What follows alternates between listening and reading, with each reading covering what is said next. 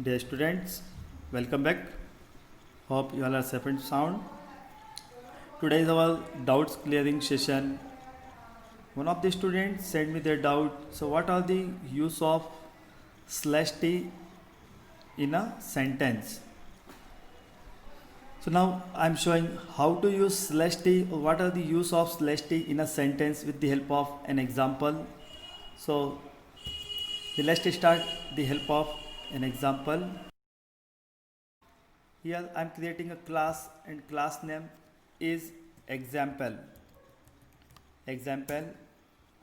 Now double click on that class, select all content, erase it here.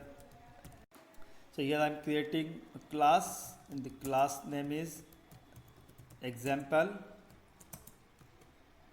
Public static void main is the main function. Public static void main.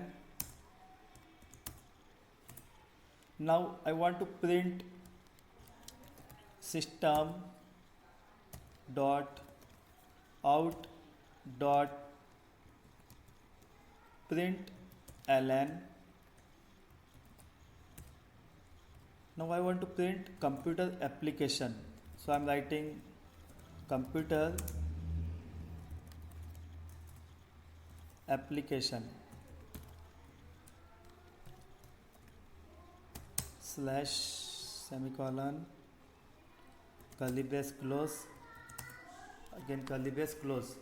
Now I am compiling the program and close it, right click on that program and execute this program.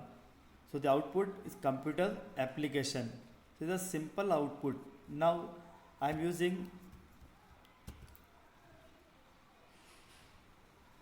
again I am double clicking on that program and I am copying that statement, Ctrl C, Ctrl V. Again I am compiling the program, closing. Now I am executing the program, computer application. Both outputs are same. Now again I am opening this program and here in the second statement between the computer and application I am using slash t. Okay, here I am using slash t. Compile and then close. Now right click and execute. So the first statement is same as computer application and the second statement here I am using slash t. It means this, for using slash t we can give the space between two words, tab space between two words.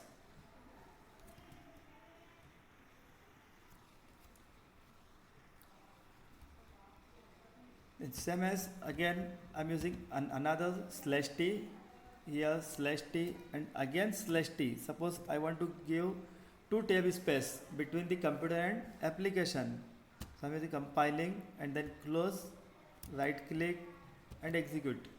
So here look, the computer and then application, between the computer application here I'm giving two tab space between the computer and application.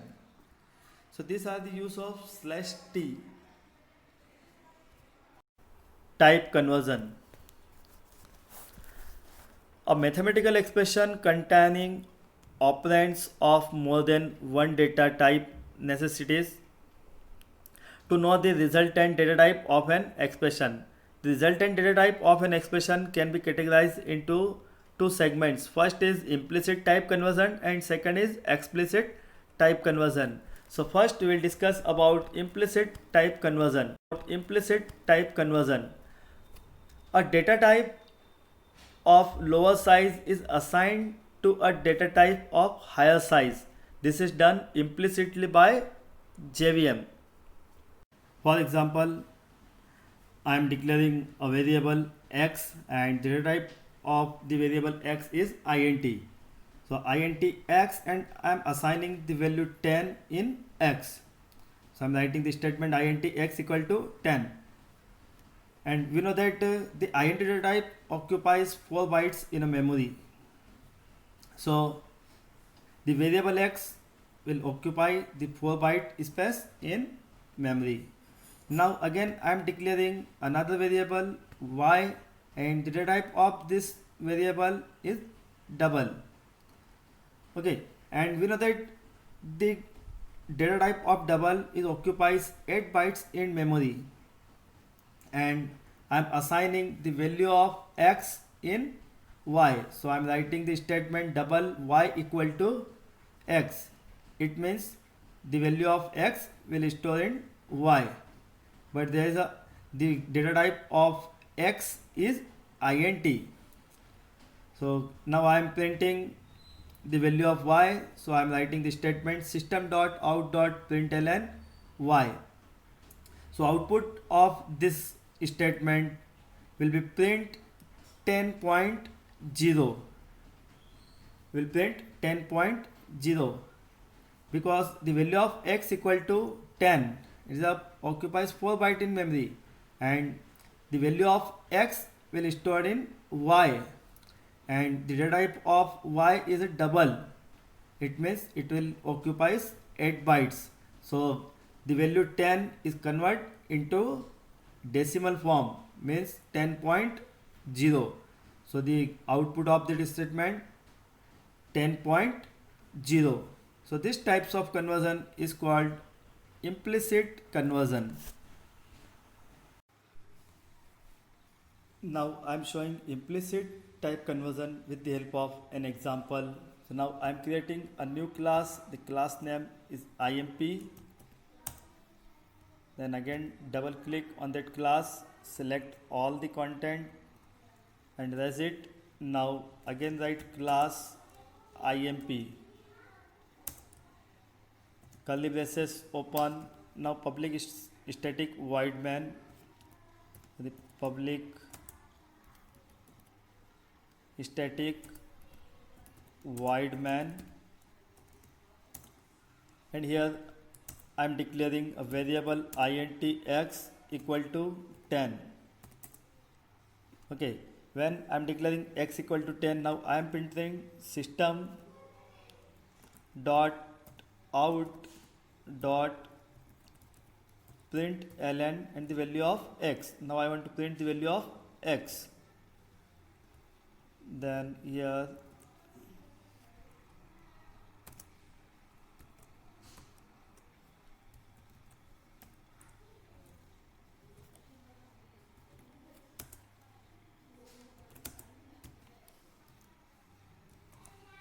of x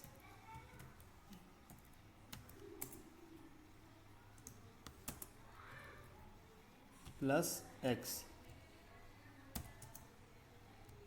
curly brace close, curly brace close.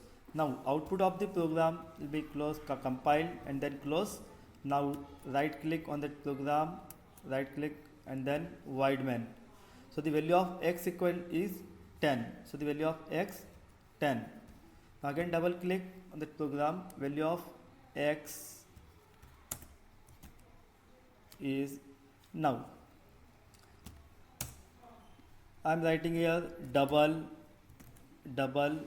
y equal to x, the same as the previous slide, double y equal to x, and now I want to print the value of y. Now I want to print the value of y, so the value of y is, and then here y. Again compile and then close. Now execute the program, right click and then click on void main option.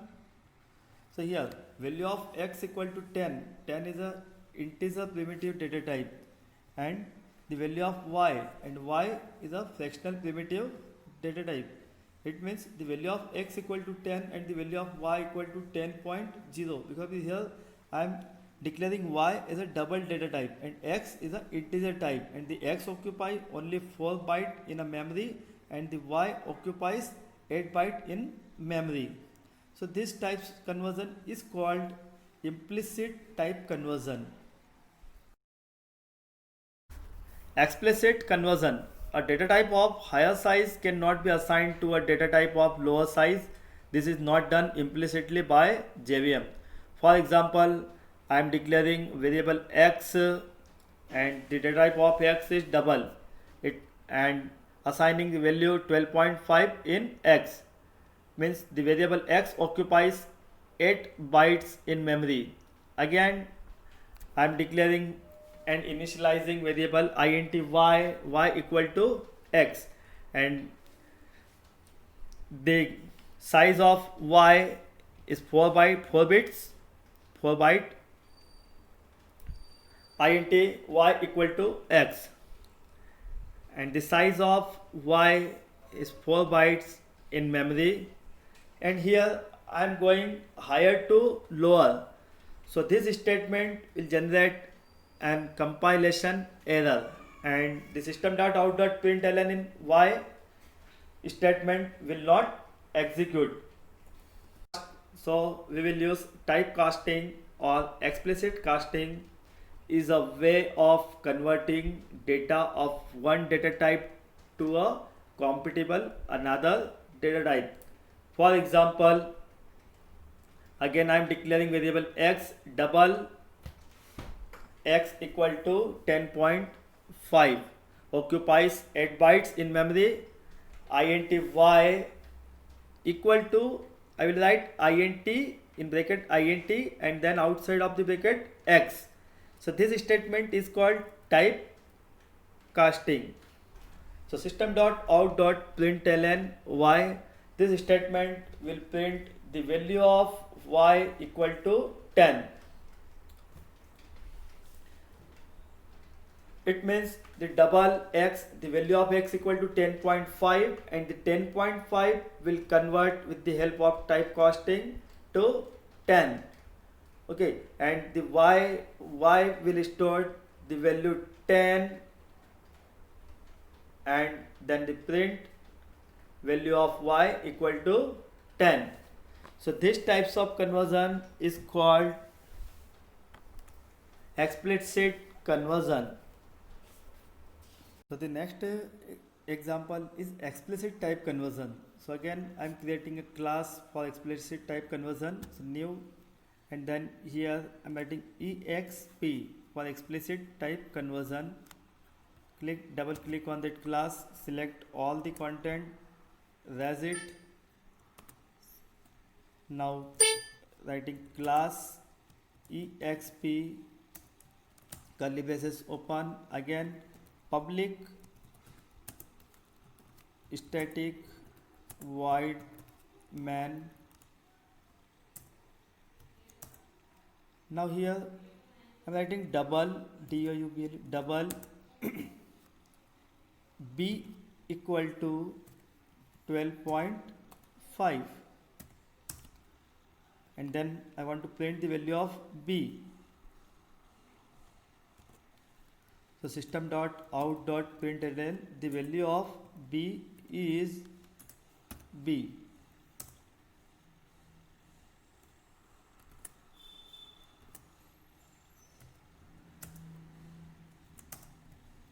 Curly braces open.